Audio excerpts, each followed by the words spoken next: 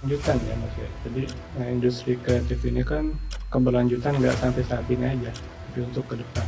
Jadi baik yang muda, baik yang tua, saya nggak ini ya maksudnya, baik yang muda, baik yang sudah senior, industri kreatif ini tantangannya cukup besar, karena keberlanjutan nggak hanya sampai saat ini tapi untuk masa-masa yang akan datang, karena kan kita nggak bisa hidup di 1 tahun ini aja, tapi kan kita hidup keberlanjutan. Jadi tantangannya bagaimana industri kreatif ini terus berjalan.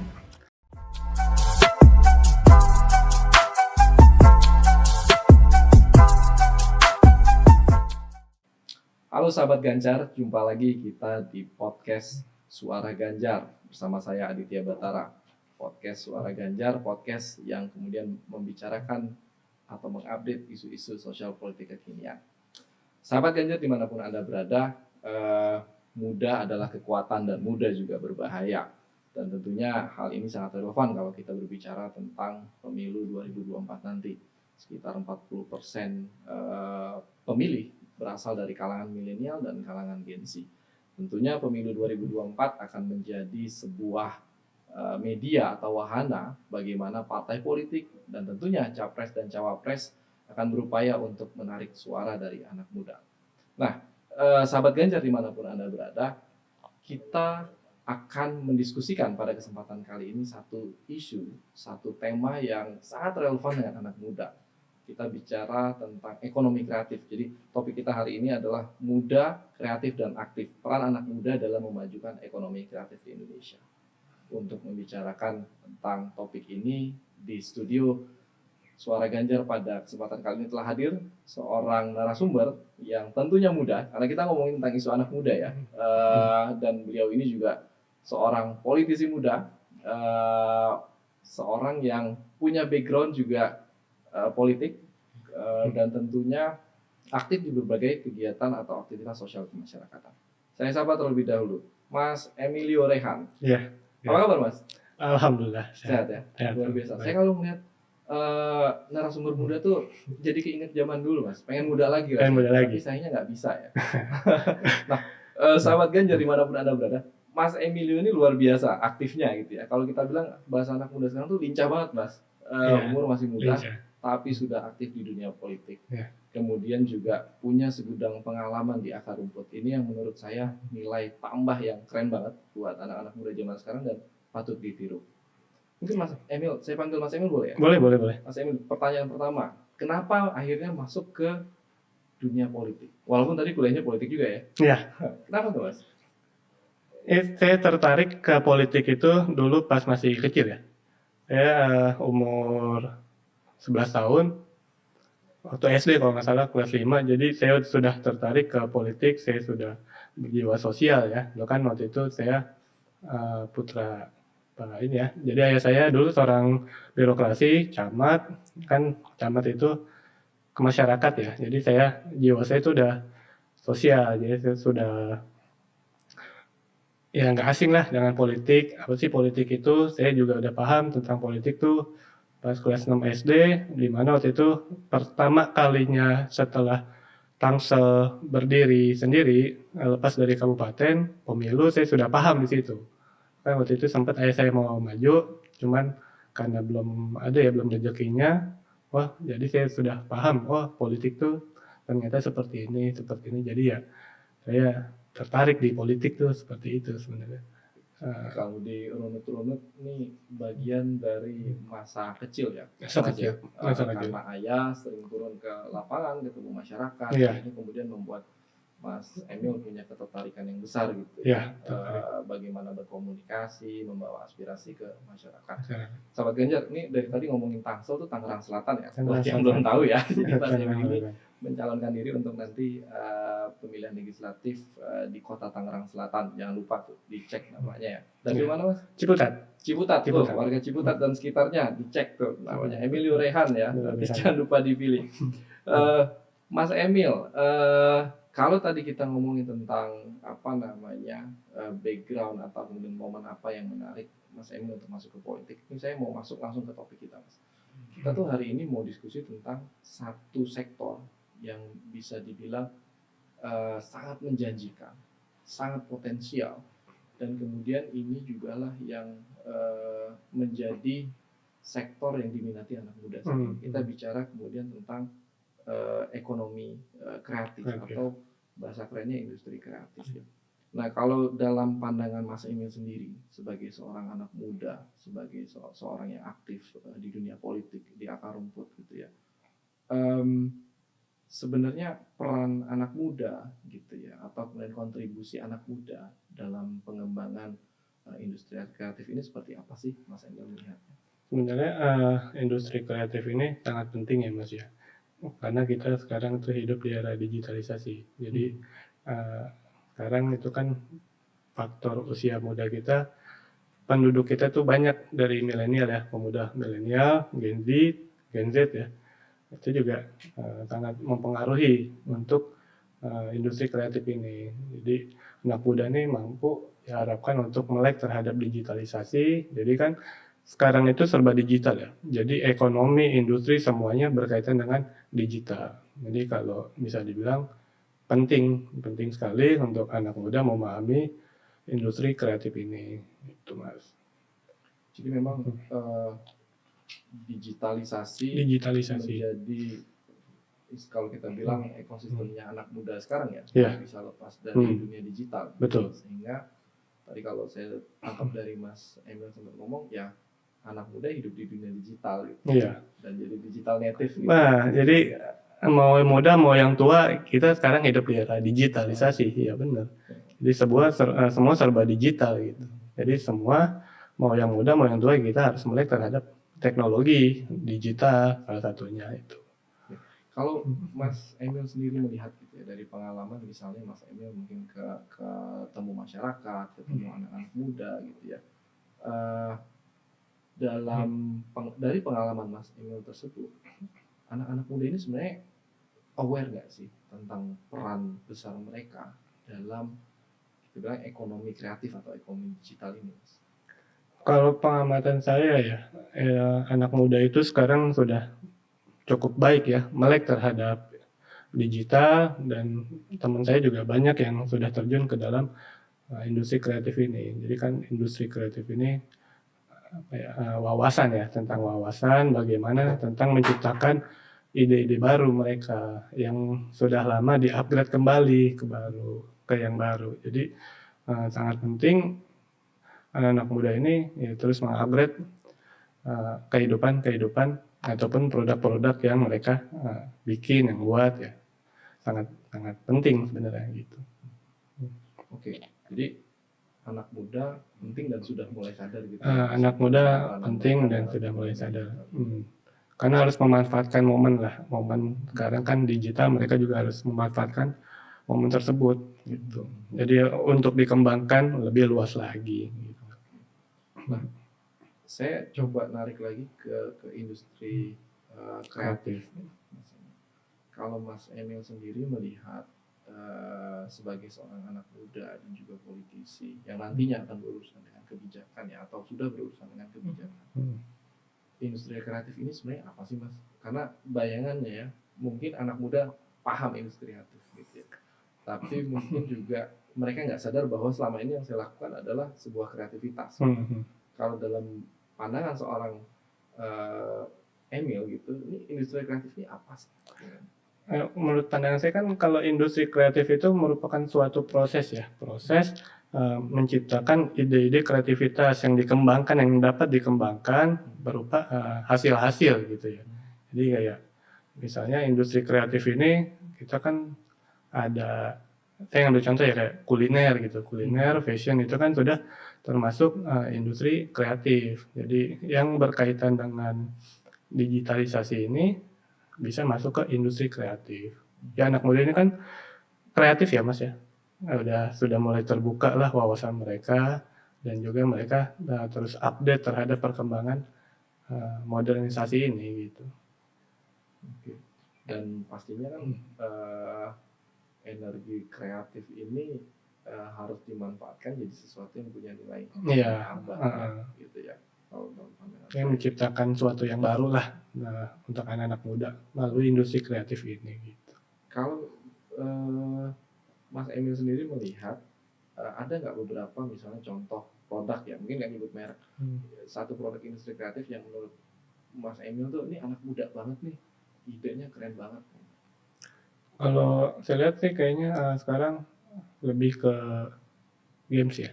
E-sport itu kan sekarang anak muda banyak yang bermain game online, terutama Mobile Legends itu kan. Jadi sekarang Mobile Legends itu sudah ada game house-nya, jadi sudah dikompetisikan. Jadi saya melihat game ini sudah ada kemajuan, jadi bisa menghasilkan dan juga bisa diperdayakan gitu. Jadi nggak menyeluruh soal kaku ya Mas ya. Kalau itu kan zaman dulu itu kan kaku, kalau sekarang kan harus lebih lihai lah, lihai. Jadi anak muda ya harus terus berkembang gitu di industri kreatif ini. Salah satunya itu e-sport itu. Jadi e-sport itu kan lumayan bagus Mas, lumayan cukup baik ya untuk perkembangan dunia game. Itu masuknya Indonesia secara nasional. Iya, itu juga bisa membawa nama negara kita kan melalui kompetisi di turnamen di luar negeri ataupun di dalam negeri gitu. Itu cukup baik. Itu bisa dikatakan industri kreatif ya menurut saya itu. Ya. Jadi artinya di balik suara mama yang kadang suka anaknya gitu ya, main game mulu ya. Ternyata ya itu ada sisi baiknya, ada sisi baiknya, sisi positifnya. Ya. Bahwa itu bagian dari kreatif anak muda gitu. Menghasilkan juga kan sekarang kalau Mobile Legends itu game itu bisa menghasilkan juga karena sudah ada ininya kompetisinya dan juga sudah ada organisasinya kalau nggak salah. Jadi memang kalau dari perspektif seorang Mas Emilio Rehan ini, industri game itu adalah salah satu contoh industri kreatif yang sekarang berkembang pesat ini. Iya. Dan mungkin harapannya kedepannya mungkin industri game bisa lebih maju ya, domestik gitu, artinya lokal gitu ya. Bisa lebih maju. Mas Emil juga main game? Saya main, cuman saya nggak terlalu fanatik, cuman saya mengerti game. Cuman saya mendukung dengan adanya game house itu, industri game itu saya mendukung. Soalnya kan daripada anak muda yang nggak tahu ya, nggak karuan, yang nggak punya tujuan apa-apa ya, udah kalau mereka emang potensinya di dunia games ya mereka bisa memanfaatkan di game house itu gitu, di industri itu gitu. Nah, Mas Emil, kita udah ngomongin tentang ekonomi, kontribusi anak muda, kemudian kita tadi sempat ngomongin industri kreatif, lalu kita juga ngomongin tentang bahwa salah satu ceruk potensi yang besar adalah kita bicara industri game ya, dari perspektif industri kreatifnya.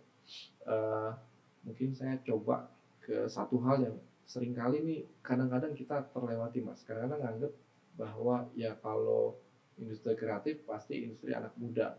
Kecenderungannya ya udah itu udah anak muda banget. Sampai kita lupa kadang-kadang ya sahabat Ganjar bahwa ada tantangan-tantangan yang seringkali dihadapi gitu ya oleh anak-anak muda untuk mengembangkan industri kreatif. Nah, dari perspektif anak muda seperti Mas Emil, apa sih sebenarnya challenge-nya untuk anak-anak muda Indonesia ini bisa berkontribusi lebih besar dalam mengembangkan industri kreatif di Indonesia, Mas? Ya, tantangannya keberlanjutan ya Mas ya. Jadi industri kreatif ini kan keberlanjutan nggak sampai saat ini aja, tapi untuk ke depan.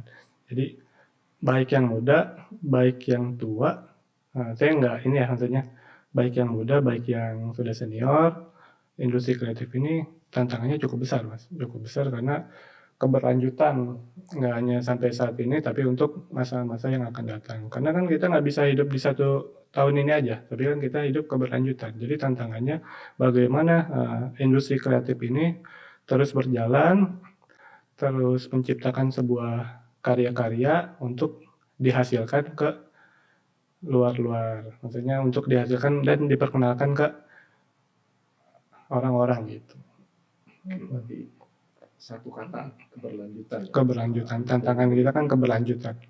Jadi jangan sampai putus nih industri kreatif ini. Terus berinovasi, terus mengembangkan industri kreatif yang sudah ada gitu. Karena luas ya. Jadi namanya juga kreatif ya kan. Kreatif itu kan gagasan ya, ide yang mereka membuat produk itu semakin baik, semakin kreatif aja gitu. Kalau anak muda itu nyebutnya anti mainstream lah. Gimana tuh Mas? Anti mainstream itu gimana? Anti mainstream yang ini udah biasa, jadi yang luar biasa gitu. Jadi disebutnya menjadi luar biasa gitu. Jadi bagaimana menghasilkan sesuatu yang luar biasa, Iya. anti mainstream, tapi satu kata tadi kata Mas Emil, berlanjut. Keberlanjutan. Musiman kayak musim mangga gitu. Iya. Terus Iya, selesai. iya. Keberlanjutan sebenarnya tantangan kita. Oke, ini menarik nih sahabat Ganjar, dari anak muda ngomong yang paling penting keberlanjutan. Keberlanjutan. Yang penting berlanjut. Kalau kita ngomongin keberlanjutan ini Mas, Mas Emil sendiri melihat seberapa jauh sih langkah-langkah kebijakan misalnya, yang kemudian sudah dicoba istilahnya dilaksanakan oleh pemerintah untuk mendukung peran anak muda di sektor industri kreatif. Jadi, yang dilakukan pemerintah itu sebenarnya sudah cukup baik ya, dengan memberikan support, itu memberikan insentif ke pelatihan terhadap para pelaku di industri kreatif ini, dan juga pemerintah sudah memberi jaminan terhadap para pelaku industri kreatif, terutama di hukumnya. Soalnya kan berkaitan dengan kreatif itu kan karya ya, sebuah karya. Jadi pastikan pemerintah hadir memberi kepastian hukum terhadap para pelaku industri kreatif ini, karena namanya karya itu kan bisa dijiplak Mas, bisa diplagiasi oleh orang lain. Maka dari itu mungkin pemerintah hadir untuk memberikan kepastian hukum agar produk-produk mereka nih tetap baik gitu. Jadi tidak disalahgunakan oleh oknum yang tidak bertanggung jawab. Gitu. Menurut saya itu. Oke, berarti kalau kita lihat sahabat Ganjar nih, Mas Emil nih anak muda yang menurut saya visinya benar-benar jauh ya, ngomongin keberlanjutan, terus tadi barusan ngomongin soal perlindungan hukum ya, kekayaan intelektual. Benar. Ngeri banget ini. Soalnya saya ngerasa Mas, kalau saya punya karya terus dicolong orang, jadi kan kita nggak punya kepastian hukum gitu. Oh itu punya saya, tapi kata orang, enggak, itu nggak ada produk, nggak ada legal hukumnya gitu. Kadang yang membuat orang merasa rugi atas karyanya tuh diplagiasi sama orang, diambil secara sepihak karena nggak punya kepastian hukumnya gitu. Oke.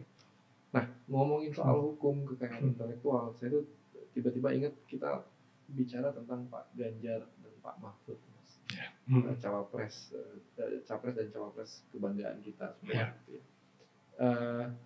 Persoalan industri kreatif ini kan menjadi salah satu bagian dari apa yang ingin diwujudkan oleh Pak Ganjar dan Pak Mahfud, khususnya bagaimana pelibatan anak muda.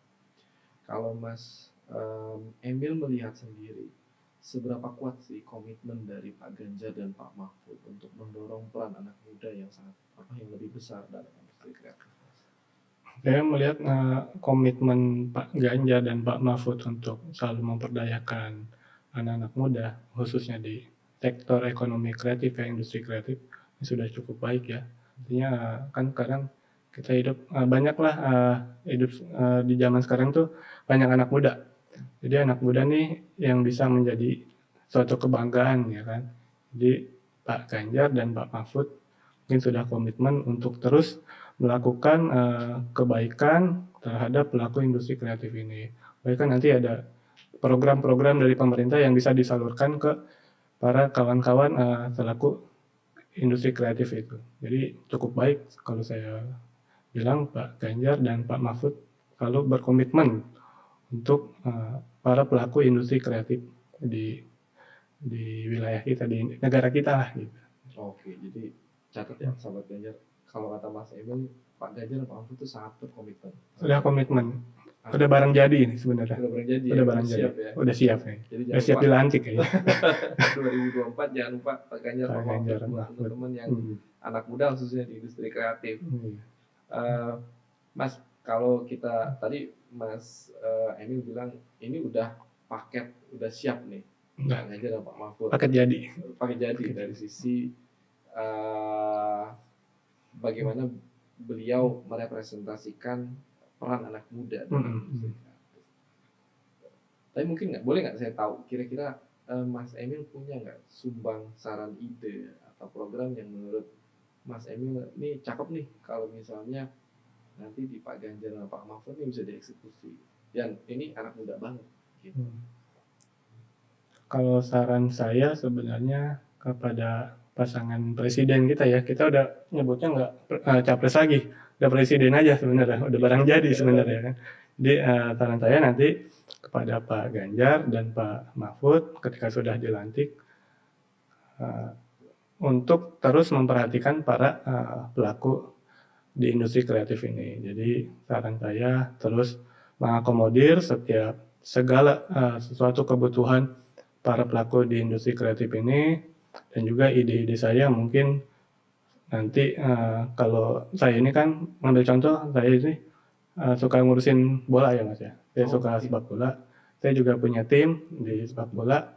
Jadi memberi kepelatihan terhadap tim-tim sepak bola untuk melakukan inovasi. Jadi artinya inovasi ini mereka kan menjual jersey ya. Jadi tim saya ini Liga 3 Mas, Liga 3 masih amatir, tapi untuk menuju ke Liga 2 ini kan sangat besar ya. Jadi potensi-potensi SDM-nya, ide saya Pak Mahfud melalui sepak bola, nanti tim-tim ini bisa dikembangkan secara ekonominya. Jadi menjual produk-produk baik jersey-nya ataupun merchandise-nya dan lain-lain, itu ide saya yang menjadi saran buat Pak Mahfud nanti untuk setiap tim sepak bola di Indonesia manapun ya bisa dikasih kepelatihan terhadap pengembangan industri kreatifnya melalui sepak bola gitu. Jadi menjual barang-barang yang lebih baik lagi gitu. Jadi kalau bisa dibilang nggak kaku gitu, nggak kaku. Jadi Pak Ganjar dan Pak Mahfud bisa memberi kepelatihan terhadap industri-industri kreatif itu. Kalau saya di ide saya, saran saya di sepak bola, nanti mungkin Pak Ganjar dan Pak Mahfud bisa melaraskan hal itu gitu. Bisa mewujudkan ekonomi kreatif di sepak bola khususnya gitu. Jadi kan sepak bola bukan hanya pertarungan. Kan sisi komersilnya kan kalau kita lihat di luar negeri mereka menjual merchandise-nya ya, dari bajunya, dari jaketnya, dari setiap kegiatan kebutuhan timnya, jaketnya dan lain-lain, itu kan sangat baik untuk penghasilan klub juga, itu kan udah cukup baik sebenarnya. Mungkin nanti itu saran saya dan ide saya untuk Pak Ganjar nanti mengelola, memberikan kepelatihan terhadap tim-tim sepak bola gitu untuk menjual barang-barangnya ataupun dari pelatihan industri kreatif itu aja sebenarnya gitu. Berarti ini menarik sahabat Ganjar. Artinya Mas Emil ini udah melihat industri olahraga. Industri olahraga. Memang sektor industri kreatifnya sangat besar ya. Sangat besar. Jersey, merchandise-nya. Oke. Kemudian mungkin ini Mas. Tadi tuh ada satu hal yang menurut saya tuh ini keren banget ya, sahabat Ganjar, dari Mas Emil. Bicara tentang kepastian hukum. Nah, terkait dengan kepastian hukum ini dengan industri kreatif, harapan Mas Emil terhadap Pak Ganjar dan Pak Mahfud seperti apa sih? Kira-kira apa yang diharapkan terkait dengan kepastian hukum di sektor industri kreatif ini? Kalau saya lihat kan Pak Ganjar ini orang hukum ya, jadi mungkin Pak Ganjar tahu cara mekanisme hukum untuk kepastian hukum di industri kreatif ini ya. Jadi kekayaan intelektual itu kan sebenarnya karya orang lain ya. Di orang lain merasa dihargai oleh negara dan negara hadir untuk memberikan rasa aman. Rasa aman apa? Rasa aman terhadap suatu karyanya. Jadi tidak bisa diplagiasi oleh orang lain, tidak bisa ditiru, dan mungkin Pak Mahfud bisa menyelesaikan hal itu sebenarnya. Karena kan kalau karya itu sebenarnya ini ya Mas ya, barang mahal ya. Jadi kan karya itu berdasarkan pikiran kita, berdasarkan kemampuan kita, wawasan kita. Jadi negara bisa memberikan kepastian hukum terhadap produk-produk dari kawan-kawan yang terjun ke dalam industri kreatif itu. Gitu sebenarnya. Oke, berarti kepastian hukum penting ya. Penting. Perlindungan terhadap kekayaan intelektual di sektor industri kreatif. Karena kan banyak yang merasa dirugikan kan, karyanya ambil orang lain, di orang lain, dibajak gitu. Kepastian hukumnya harus terus berjalan gitu. Memberikan kepastian hukum merasa amanah gitu. Atau agar karyanya itu gak diambil oleh orang lain gitu. Kasarnya seperti itu. Thank you Mas Emil. Siap. Terakhir Mas Emil, saya pengen mungkin Mas Emil bisa sharing dengan teman-teman sahabat Ganjar yang menyaksikan podcast kita. Mas, bisa kasih tahu kita alasan nggak kenapa kemudian kita harus milih Pak Ganjar dan Pak Mahfud di pemilu tahun 2024 nanti? Sebenarnya gini Mas ya, saya belajar dari pengalaman orang tua saya kan, dulu orang tua saya PNS ya, terakhir itu sekretaris daerah. Jadi kalau saya melihat Pak Ganjar dan Pak Mahfud itu sebenarnya orang yang sudah mengerti mengurus suatu daerah ataupun negara. Jadi kan kita nggak bisa Mas, yang namanya mengurus negara itu kita bukan ngurus orang lain, bukan ngurus 1-2 orang, tapi kan banyak. Jadi kalau misalnya Pak Ganjar dan Pak Mahfud ini, saya nggak punya alasan kenapa Pak Ganjar ini bisa menjadi pemimpin selanjutnya, karena Pak Ganjar dan Pak Mahfud sudah mengerti dan sudah mampu. Soalnya kan nggak gampang Mas kalau jadi presiden itu. Jadi kalau untuk menjadi kepala daerah berapa tahun langsung ke loncat, itu kan mereka nggak ngerti apa-apa gitu kan. Jadi ya Pak Ganjar sudah punya pengalaman selama dulu ya di DPR RI, terus di Jawa Tengah 2 periode. Saya kira Pak Ganjar sudah punyalah kemampuan untuk mengurus negara. Dan juga Pak Mahfud sudah malang melintang ya di legislatif, di eksekutifnya menjadi menteri, dan di yudikatif kan dulu sempat menjadi ketua MK ya. Jadi Pak Ganjar dan Pak Mahfud nih sebenarnya paket lengkap untuk mengurus negara kita. Sebenarnya yang diharapkan nih Pak Ganjar dan Pak Mahfud untuk bisa meneruskan estafet kepemimpinan setelah Pak Jokowi ini. Barang jadilah sebenarnya. Alasannya itu aja. Simple. Barang jadi sebenarnya. Mereka mumpuni. Pak Ganjar, Pak Mahfud mumpuni untuk menjadi presiden dan wakil presiden. Oke, Mas Emil. Thank you sahabat Ganjar, tadi udah jangan lupa didengerin ya kata Mas Emil.